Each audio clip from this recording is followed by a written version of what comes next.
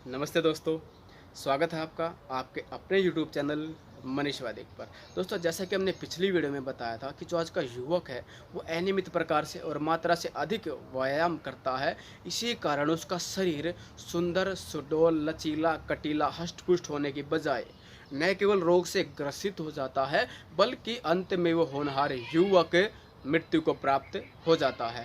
तो दोस्तों, आज की इस वीडियो में हम बात करने वाले हैं कि व्यायाम की नियमित मात्रा क्या है, हमें कितनी मात्रा में व्यायाम करना चाहिए। दोस्तों, आपने महसूस किया होगा कि जब आप रेस लगाते हैं, कुश्ती करते हैं, जो है फुटबॉल खेलते हैं, हॉकी खेलते हैं, जब आप उसे आवश्यकता से अधिक करते हैं, अपने जो शरीर का जो बल है उससे आप जब उसे अधिक करते हैं तो क्या होता है, एक तो आपके मुंह से सांस आना शुरू हो जाता है, मुंह से सांस लेना शुरू कर देते हो, और दूसरा आपके फेफड़ों में दर्द हो जाता है। और जब ऐसा होता है तो आप उसी समय बैठ जाते हो, है ना? उसी समय बैठ जाता, क्योंकि आपका शरीर का जो सारा का सारा बल है आपने लगा दिया। अब आपका शरीर एकदम बेजान है, उसमें कुछ नहीं है, एकदम बेजान है, इसलिए आप बैठ जाओगे क्योंकि आपका शरीर का सारा सामर्थ्य खत्म हो चुका है। तो दोस्तों, हमारे ऋषि महर्षियों ने बताया है कि जब भी आप व्यायाम करो, अगर आप अपने शरीर को सुंदर और लंबी रेस का घोड़ा आप जो है बनाना चाहते हो, तो आपके शरीर का जो बल है ना, उसका आधा ही इस्तेमाल करो, केवल बलार्ध को जो है व्यायाम करते वक्त इस्तेमाल करो। अब दो व्यक्ति जब आमने सामने बैठते हैं तो उनका जो बल है वो जब आमने सामने बैठकर व्यायाम करेंगे तो वो इसमें कोई दो राय नहीं है कि सामने वाला व्यक्ति या मैं उससे फालतू कर दूँ, वो मेरे से ज़्यादा कर दे, इसमें कोई दो राय नहीं। उस समय पर उनका बल मापना बेहद कठिन है। लेकिन ऋषि महर्षियों ने बहुत ही सरल विधि बताई है, क्योंकि सबका जो बलार्ध है वो सबका अलग अलग है। और ऋषि महर्षि ने बताया है कि जब फेफड़ों से सांस लेते हैं ना, वो वायु है जो वो कंठ तक आ जाए, ठीक है, और जो हमारे फेफड़े हैं उनके जो छोटे छोटे कोने हैं, जब वो भी भर जाए, हमें श्वास पर श्वास लेने के लिए मजबूर होना पड़े, और अंत में जब हमें मुख खोलने के लिए विवश होना पड़े, मुंह से सांस लेने के लिए विवश होना पड़े, तो उसी समय आप समझ लीजिए कि आपने पर्याप्त मात्रा में व्यायाम कर लिया है।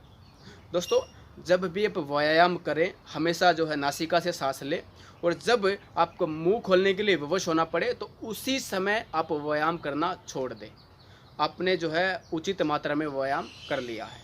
कई बार क्या होता है कि बहुत से युवाओं को कफ आदि की समस्या रहती है और जुकाम आदि की समस्या रहती है, तो उनके लिए भी ऋषि महर्षियों ने बहुत ही उत्तम विधि बताई है, जिससे वो अपना जो है बलार्ध नाप सकते हैं, अपने शरीर का जो बलार्ध नाप सकते हैं। तो जब आप व्यायाम करते हैं तो जो आपका जो मस्तिष्क है, आपके जो शरीर के जो अंग हैं या शरीर की जो संधि हैं, जो जोड़ आदि हैं, इनमें जब पसीना आ जाए तो आप समझ लीजिए कि आपने आपके शरीर का बलार्ध इस्तेमाल कर लिया, आपने पर्याप्त मात्रा में व्यायाम कर लिया है। और हम जब इसे मात्रा हम देखते हैं तो अगर जब हम व्यायाम की जो उचित मात्रा देखते हैं, तो अगर आप 100 दंड बैठक लगाने का सामर्थ्य रखते हैं तो आप केवल 50 ही लगाइए। क्योंकि आपने एक बात अवश्य देखी होगी कि जब आप भोजन पर बैठते हैं, जब आप न्यून मात्रा में भोजन करते हैं तो उससे कोई लाभ नहीं होता, बल्कि उल्टा नुकसान होता है। आपका शरीर निर्बल और कमज़ोर हो जाता है, रोग से ग्रस्त हो जाता है। लेकिन अगर उसी भोजन को आप आवश्यकता से अधिक करते हैं, भरपेट के आप खाते हैं, तो क्या होता है, वो भी आपके लिए हानिकारक होता है और आप रोग से ग्रस्त हो जाते हैं। लेकिन अगर उसी भोजन को उचित मात्रा में खाया जाए तो न केवल आप जो है बिल्कुल स्वस्थ होंगे, बल्कि आप जो है बलिष्ठ होंगे, आप जो है बल को प्राप्त कर पाएंगे। तो इसी कारण जो आप व्यायाम आदि करें तो उसे जो है नियम के अनुकूल ही करें। अगर आप 100 दंड बैठक लगाने का सामर्थ्य रखते हैं तो केवल 50 ही लगाएं। अधिक लगाने से कोई लाभ नहीं है, उसका उल्टा आपको हानि हो सकती है, रोग से ग्रस्त हो जाओगे और अंत में जो है काल का ग्रास बन जाओगे। इसी विषय में एक प्रसिद्ध पहलवान हुए हैं मिस्टर सैंडो। उन्होंने कहा है कि अगर आप व्यायाम से बल प्राप्त करना चाहते हो तो एक तो अब जब आप व्यायाम करो उसे बल के अनुसार करो, दूसरा उसे आप नियम के अनुकूल करो। जब आप ये दोनों प्रकार से व्यायाम करोगे तो अवश्य ही आपका जो शरीर है वो एकदम स्वस्थ और आप बलवान बन जाओगे। और इसी विषय में एक प्रोफेसर राममूर्ति हुए हैं, सबने उनका नाम सुना होगा। उन्होंने कहा है कि व्यायाम को क्रमशः करना चाहिए, प्रतिदिन व्यायाम करना चाहिए। आप न्यून करें तो नुकसानदायक है, ज़्यादा करें तो भी नुकसानदायक है। इसलिए नियम के अनुसार करें और कोशिश करें कि जो आपके शरीर के जो अंग हैं उन पर आप जो है पूरा जोर लगा कर करें, बिल्कुल धीरे धीरे करें, कम कर ले लेकिन धीरे धीरे करें। इससे क्या होगा, आपकी जो शरीर की जो मांसपेशी है उन पर जोर जाएगा, उन पर जब दबाव पड़ेगा तो उनमें दर्द शुरू हो जाएगा। और कई बार क्या होता है कि जो नए नए नौजवान युवक व्यायाम करना शुरू करते हैं ना, तो शुरू में उनकी जो मांसपेशियों में दर्द होना शुरू हो जाता है, तनाव आ जाता है, जो शरीर अकड़ने लग जाता है। तो वो जो ये दर्द होता है ना उसको सहन नहीं कर पाते और इसी कारण वो व्यायाम करना छोड़ देते हैं। 5-7 दिन करते हैं और उसको छोड़ देते हैं।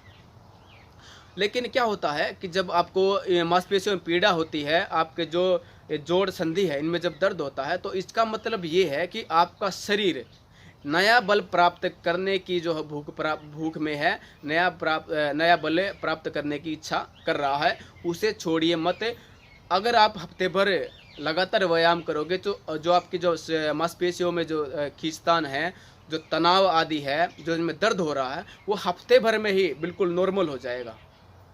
तो दोस्तों आशा करते हैं कि वीडियो आपको पसंद आया होगा और आशा करूंगा कि आप जो है नियम के अनुकूल, नियम के अनुसार ही व्यायाम करें। अधिक करने से कोई लाभ नहीं है, हमने वीडियो में बता दिया है। दोस्तों मिलते हैं कि नई वीडियो के साथ, जब तक के लिए जय श्री राम, नमस्ते दोस्तों।